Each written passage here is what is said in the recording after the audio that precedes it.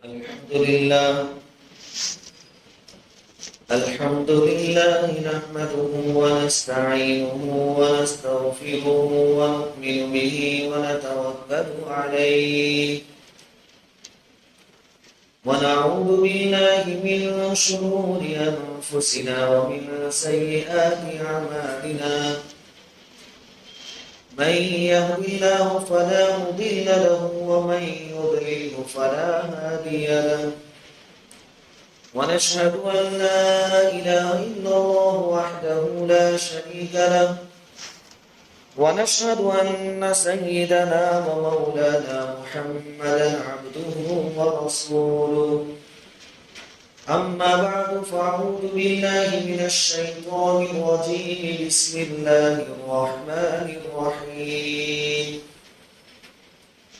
يا أيها الذين آمنوا كتب عليكم الصيام كما كتب على الذين من قبلكم لعلكم تتقون أياما معدودات وقال الله تبارك وتعالى في موضع آخر فإذا فرغت فانصب وإلى ربك فارغب صدق الله العظيم.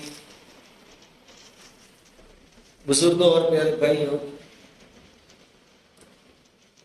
اللہ رب العزت کے فضل و کرم سے رمضان کا بابرکت مہینہ چل رہا ہے. مزید کرم اللہ رب العزت کا یہ ہے کہ اس نے اس رمضان کے مہینے کے روزے رکھنے کی ہمیں توفیق عطا فرمائی. راتوں میں تراویح میں قرآن پاک سننے کی ہمیں توفیق عطا فرمائی. اس کے لیے ہمیں صحت عطا فرمائی، طاقت اور تندرستی عطا فرمائی. اللہ تعالیٰ پورے مہینے میں ہمیں صحت، عافیت اور تندرستی نصیب فرمائے. رمضان کا مہینہ اصل میں خاص طور پر عبادتوں کا مہینہ ہے.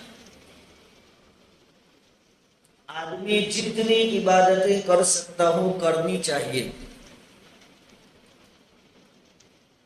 قرآن کریم میں اللہ رب العزت نے اپنے لاڈلے نبی صلی اللہ علیہ وسلم سے فرمایا، بڑی سننے جیسی بات ہے، فَإِذَا فَرَغْتَ فَانْصَبْ، کہ نبی جی آپ جس کام میں مشغول ہیں اس سے جب آپ فارغ ہو جائیں تو اپنے آپ کو عبادت میں تھکائیں.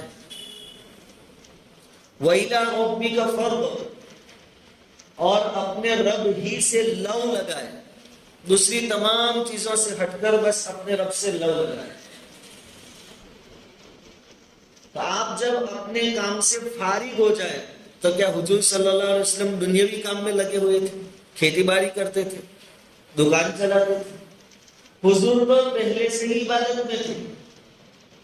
حضور کا 24 گھنٹے کا شیڈیول یہی تھا، دین کی دعوت دینا، جہاد کا موقع ہو تو لشکروں کو روانہ کرنا یا خود جہاد کے لیے جانا، صحابہ کرام کی تربیت کرنا. 24 گھنٹے کا یہ مشغلہ تھا.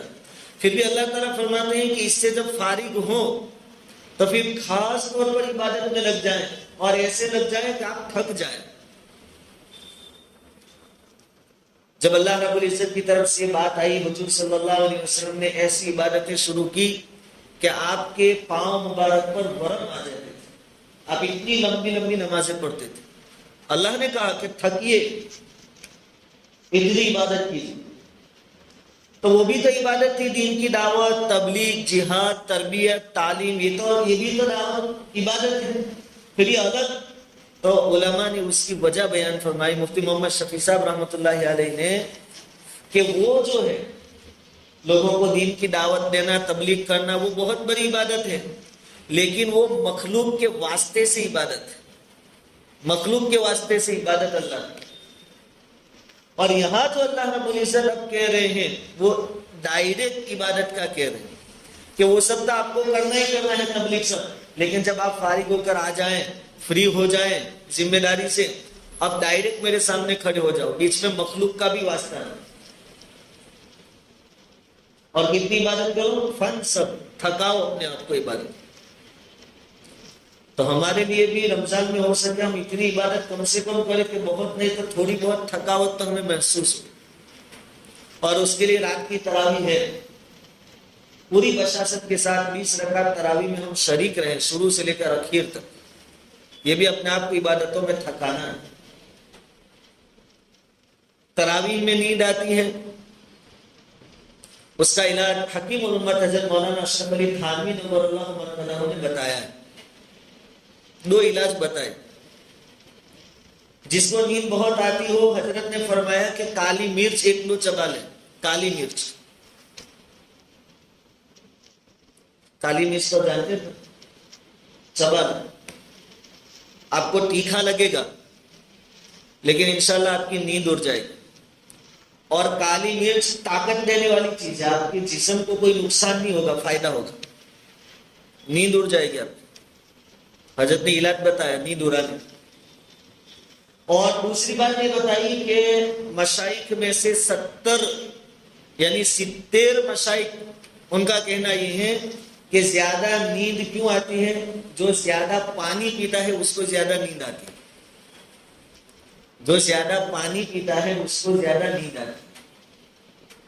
اس لیے افطاری کے بعد سے پانی کا استعمال تھوڑا کم کریں۔ پانی پینا بھی ضروری ہے۔ اس کی بہتری اور اچھی شکل یہ ہے کہ آپ تراویح کے وقت بوتل میں پانی بھر کر لے کر آ جائیں، 4 رکعت 8 رکعت پر پیتے رہیں۔ باقی پہلے سے مغرب بعد مت پیئیں پیٹ بھر کر، نہیں تو آپ کو پھر نیند آئے۔ تو خلاصہ یہ کہ مہینہ ہے عبادتوں میں اپنے آپ کو تھکانے کا، اس کے جو اسباب اختیار کرنے چاہیے وہ اختیار کریں، اور جتنی عبادتیں ہوں عبادتیں کریں۔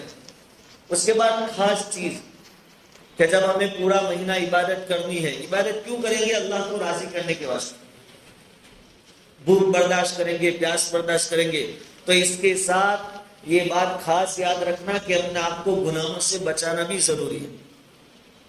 آپ نے روزہ رکھ لیا، بھوک پیاس سب برداشت کرے، لیکن غیبت نہیں چھوڑ رہے، آپ لوگوں کی برائی نہیں چھوڑ رہے ہیں، جھوٹ بولنا نہیں چھوٹ رہا آپ سے، تو یہ بھوکا اور پیاسا رہنا آپ کو کوئی فائدہ نہیں پہنچائے گا۔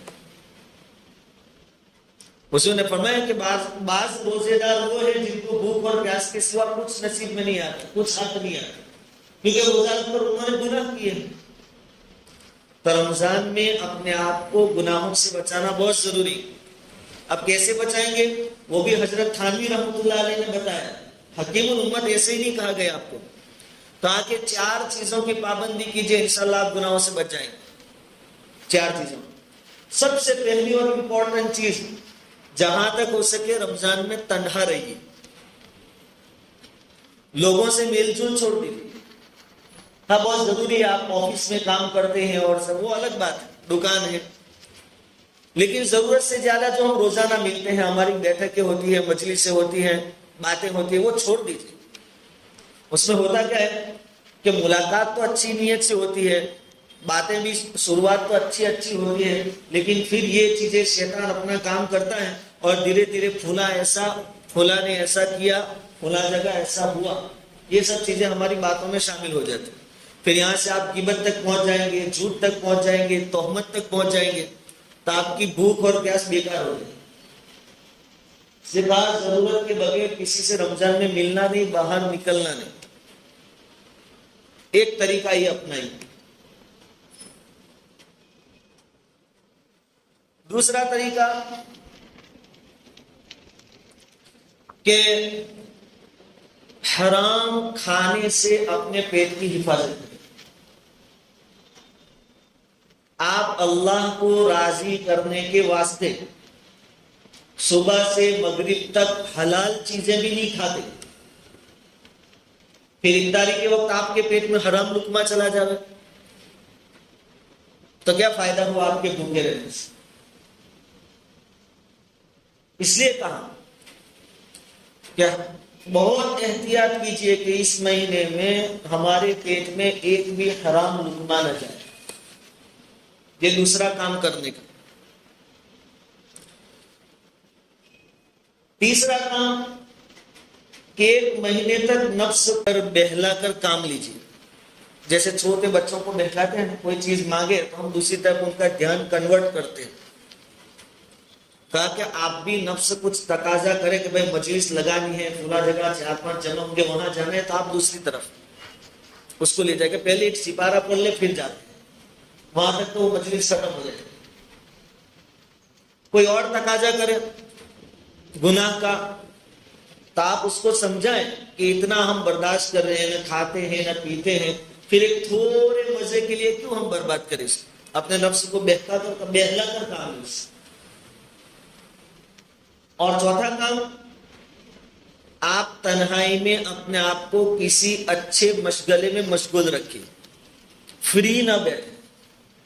آپ آرام میں نہیں ہیں، کسی کام میں نہیں ہے تو فری نہ بیٹھیں، کیونکہ آج کے دور میں جو بھی فری ہوا پہلے موبائل کی طرف جائے گا، موبائل پر پہنچا تو یوٹیوب پر جائے گا، ایک دو بیان اس کو دکھ جائیں گے، مولانا طارق زمین، مفتی طارق مسعود صاحب نے، پھر وہی باتیں نیچے چالو ہو جائیں گی۔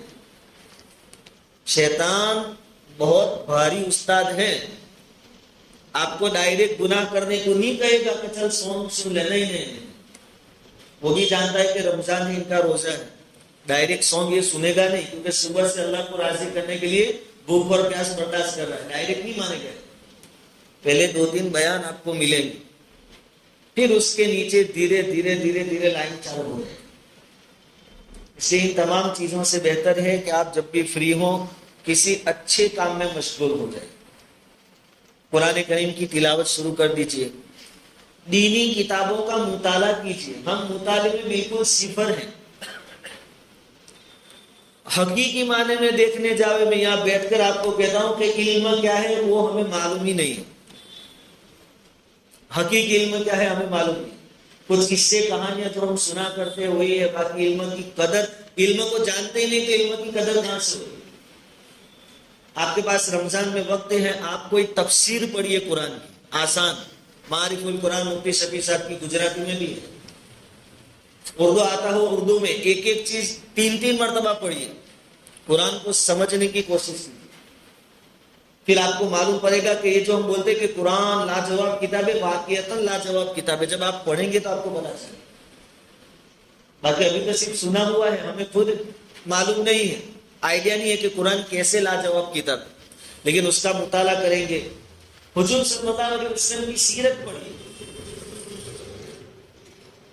وہ بنے بنائے جو ویڈیو آتے ہیں واٹس ایپ یوٹیوب پر کہ حضرت علی علیہ السلام نے یوں فرمایا کہ یوں کرو تو یوں ہو جائے گا، نہ سیدھے جنت میں چلے، وہ سب چھوڑیے۔ آپ مستند علماء کرام کی کتابیں پڑھیے، تفسیریں پڑھیے، حضور صلی اللہ علیہ وسلم کی سیرت پڑھیے، اپنے آپ کو ایسے اچھے کاموں میں مشغول کیجیے۔ رمضان میں تو ہو سکے تو تفسیر ہی پڑھنی چاہیے، اور مسجدوں میں عصر کی نماز کے بعد تفسیریں ہوتی بھی ہے، صرف آدھا گھنٹہ کوئی بڑی بات نہیں، 25-30 منٹ کا مسئلہ ہے، آپ وقت فارغ کیجئے اور سمجھنے کی کوشش کیجئے۔ یہ سب چیزوں میں اگر ہم مشغول رہیں گے رمضان میں تو گناہوں سے بچ جائیں گے۔ اور حضرت تھانوی رحمۃ اللہ علیہ نے آخر میں یہ بات لکھی ہے کہ جس نے کسی طرح اپنے نفس کو رمضان میں کنٹرول کر لیا، کسی بھی طرح محنت کر کے، باقی کے 11 مہینوں میں اس کو کنٹرول کرنا آسان ہو جائے گا، کیونکہ جب ایک چیز کی عادت ہو جاتی ہے تو پھر وہ کام آسان ہو جاتا ہے۔ رمضان کے مہینے میں آپ نے عادت ڈال لی کہ مجھے 1 سپارے کی تلاوت روزانہ کرنی ہے، سیرت پاک پڑھنی ہے، قرآن کا مطالعہ کرنا ہے، پھر یہ آپ کی عادت بن جائے اور یہ پورا سال چلے گی۔ اس لیے فری نہ رہیے، کسی اچھے کام میں مشغول رہیے تاکہ آپ گناہوں سے بچ سکیں، اور گناہوں سے بچیں گے تو ہی روزے کی جو فضیلت ہے، ثواب ہے، وہ ملے گا۔ اور ایک خاص چیز کہ روزے کی فضیلت جس حدیث میں نبی کریم صلی اللہ علیہ وسلم نے بیان فرمائی، من صام رمضان ایمانا و احتسابا غفر له ما تقدم من ذنبه او کما قال علیہ الصلوۃ والسلام، کہ جس نے رمضان میں روزے رکھے ایمان کے ساتھ اور احتساب یعنی استحضار کے ساتھ، اس کے گناہ معاف ہو جائیں گے۔ 2 شرطیں، گناہ معاف ہوں گے لیکن اس کے ساتھ 2 شرطیں، ایمان کے ساتھ یعنی یقین کے ساتھ۔ ایمان کا مطلب یقین کہ اللہ کے جتنے وعدے ہیں سچے ہیں، اور میرا روزہ اللہ کو راضی کرنے کے واسطے ہے۔ بہت سارے کام ہم کرتے ہیں لیکن اس لائن سے نہیں کرتے، ہم عادت پڑ گئی اس لیے کرتے ہیں۔ آپ جنازے کی نماز میں جائیے، اس کے بارے میں حضور صلی اللہ علیہ وسلم کا ارشاد ہے کہ جو جنازے کی نماز بھی پڑھے اور تدفین میں بھی شامل رہے، دفن ہونے تک رہے، وہ 2 قیرات یعنی 2 پہاڑ کے برابر ثواب لے کر لوٹتا ہے. وہاں بھی قید ہے لیکن اس کی نیت ایمان کی ہو اور احتساب کی ہو، یعنی ثواب کی امید. اب آپ جنازے میں کسی سے بھی پوچھیے آپ اس میت کے جنازے میں کیوں آئے، تو وہ کہے گا یار میں تو پڑوسی ہوں، میرے تو آنا پڑے. اس کی نیت پڑوسی ہونے کی ہوتی ہے کہ پڑوسی اس لیے جانا پڑتا ہے. بھائی میرے تو محلے میں میت ہو گئی تو میرے کو تو جانا پڑتا. یہ تو ابا کے رشتہ دار ہوتے تھے، ہمارے بہت اچھے تعلقات تھے. کوئی بھی اللہ کا لال آپ کو الا ماشاءاللہ ایسا نہیں ملے گا جو یہ کہ میں اللہ کو راضی کرنے کے لیے جا رہا ہوں یا 2 قیرات ثواب حاصل کرنے کے لیے جا رہا ہوں. نہیں ملے گا کوئی بھی الا ماشاءاللہ. روٹین ہے تو روزوں کو روٹین نہ بنا. ہر روز اپنے نفس سے کہے کہ تجھے جو سزا دے رہا ہوں، بھوک پیاس برداشت کر رہا ہوں، ایماناً و احتساباً، اللہ پر مجھے یقین ہے اس لیے، اور وہ جو ثواب کا وعدہ کیا گیا ہے اس کا مجھے یقین ہے اس لیے. دوپہر کو شام کو بھوک اور پیاس ستائے تو اپنے نفس سے کہیے کہ یہ ایماناً و احتساباً کام کر رہا ہوں. یہ جو تجھے تکلیف ہو رہی ہے نا، اس کے بدلے میں میرا رب راضی ہو جائے گا اور میرے اگلے تمام گناہوں کو معاف کرے. تب 8 دن ہو گئے روزے میں، ایک عادت ہو گئی کہ بھائی رات کو اتنے بجے کھانا ہے، پورا دن بھوکا پیاسا رہنا ہے اور مغرب میں اتنے بجے افطار کرنا ہے. تو عادت کے روزے نہ رکھیے، ایمان والے روزے رکھیے، یقین والے روزے رکھیے اور ثواب کی امید والے روزے رکھیے کہ مجھے اس پر یہ ملنے والا ہے، مجھے اس پر یہ ملنے والا ہے. اس کا دھیان اپنے دماغ میں بٹھائیے. تو روزانہ ایک نیا جذبہ تمہارے اندر ہوگا، ورنہ وہ روٹین کا مہینہ پورا ہو جائے گا. تو ابھی جتنی باتیں ہوئی 3 طرح کی باتیں میں نے کہ عبادت کا مہینہ ہے، جس لائن سے ہو سکے اتنی عبادت کیجئے کہ اپنے آپ کو تھکائیے. اللہ نے اپنے لاڈلے نبی سے کہا ہے فَإِذَا فَرَغْتَ فَانْصَبْ، جب دعوت تبلیغ سب کام سے فارغ ہو جاؤ تو اب میرے سامنے ڈائریکٹ کھڑے ہو جاؤ اور اتنی عبادت کرو کہ آپ تھک جائیں. تو اپنے آپ کو تھوڑے تھکائیے، تراویح کی پابندی کیجیے. تراویح میں نیند آئے اس کا علاج حضرت تھانوی نے بتایا، وہ میں نے آپ کے سامنے بتایا کہ کالی مرچ 1 کو چبا لیجیے نماز سے پہلے، اور مغرب بعد یعنی افطار کے بعد پانی کم پیجیے تو آپ کو نیند نہیں آئے گی انشاءاللہ. اس کے بعد حضرت تھانوی رحمۃ اللہ علیہ کا ملفوظ میں نے آپ کے سامنے بیان کیا کہ روزوں کے ساتھ گناہوں سے بچنا بہت ضروری ہے، اور اس کے لیے کچھ چیزیں بتائی کہ گناہوں سے بچنا ہو تو تنہا رہیے. رمضان میں لوگوں سے ملنا جلنا کم کر دیجیے. کام ہو بہت ضروری ہوتا ٹھیک ہے، نہیں تو الگ رہیے، نہیں تو جیسے ملیں گے غیبتیں نہ تہمتیں نہ باتیں سب شروع ہو جائیں گی. دوسرا، کسی اچھے کام میں اپنے آپ کو لگا کے رکھیے، فری نہ رہیے. تیسرا، نفس کو سمجھاتے رہیے کہ 1 مہینے کا مسئلہ ہے، ایام معدودات، ایسا سمجھا کر 1 مہینے اس سے کام لے لیجیے برابر. اور چوتھا کہ پورا دن حلال نہیں کھایا تو افطاری کے وقت حرام پیٹ میں نہیں جائے، اس کا خاص ہے.